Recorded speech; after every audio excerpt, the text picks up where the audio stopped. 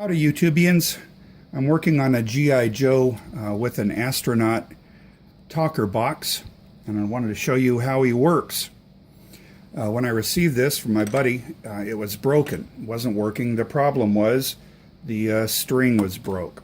Alright, so this is what's left of the string, and it's got a little metal tip where it secures to the body of the mechanism. And here's the mechanism. It's a record player, and it's pretty much identical to an 1870s, 1880s cylinder phonograph. Instead of a wax cylinder, it uses this plastic tape right here. It's not magnetic tape, it's just a strip of flexible plastic that has 8 grooves cut into it that have 8 different scripts running, like 10 seconds to blast off and ready to kill the Martians on the moon and all that stuff. I'll show you the details of that, but it has a tone arm as well. And on the tone arm, if I can get this close enough and focus on it, see if I can show you the stylus. If you can see it. Yes, there it is. Okay, right in there is the needle, the stylus. That rides on the tracks of the tape and plays the various scripts. So let's see, what else do we have here? There's the string. This one had broken string, so I used some woven fishing line, 30-pound test. It's very thin and very strong. It should last a fairly long time. So there's the spring, recoil spring, that gives it its power. This is the take-up spool right here, and here's where the string unwinds. Here's the governor flywheel. This regulates the speed of the mechanism. And I'll pull the string very slowly. Well, I don't have to pull it very slowly, I have to let it play. There's a lot of play there. I'm pulling this out, goodness, almost 2 feet. All right, and let me start to get it going. The flywheel goes. Notice there are the little light squares. Those are felt pads that rub against the outer surface, or actually the inner surface of this circle. So when the thing is running at high speed, those pads rub against the surface of the container, and that regulates the speed. So if he's talking too fast, that would be the first place to look. Maybe those pads are missing or they're too thin. And how would you replace those?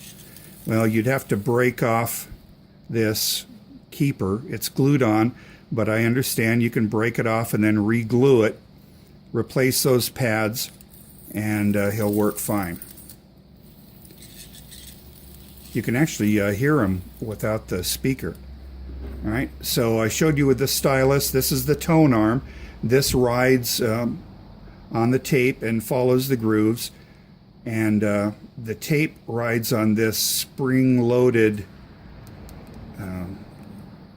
mechanism right here. I don't know what you'd call it, but it's spring-loaded. Oh, notice how the tone arm moved over? Now, this is the genius. How do you determine what he says? I mean, some people, they'll pull it and he says the same thing over and over again. So they'll shake him or they'll pull the string harder. The secret is when you pull the cord, let me pull it all the way here. When you pull the cord and reach the beginning of the tape, let me see if you can see that shining there. Let me get it close. Try to focus it. Come on, smart camera, find the silly tape. All right, that looks pretty good. All right, let me slowly pull it out. Oh, can you see those grooves? All right, now the tone arm has this little hairspring right here that forces the tone arm to the right. Okay, when you release the string, there are grooves that start to the right and angle over to the left. the tone arm will follow one of those grooves depending on where you release the string. I'll show you on a diagram that I made, but you can see how the tone arm moves over. It's followed a track and it's playing that recording. All right, now the tone arm needs to kind of press down a little bit. So you've got the speaker. This is the diaphragm. That dark surface presses against the tip of the tone arm and also amplifies the recording. So what that does is it presses the tone arm down a little bit. It forces it to find one of those grooves. And now I got to hold it a little bit tighter against the surface. Let me try it this way. I've got too many things in my hand. All right, let's try it this way.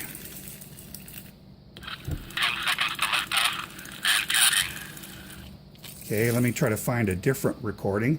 I'm not pulling it out quite so far.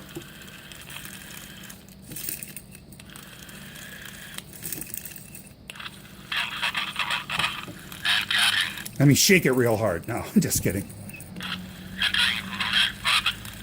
Attained lunar orbit.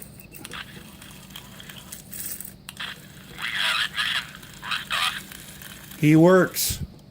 All right, so there it is. There's the loudspeaker. The loudspeaker goes inside the chest of Joe. All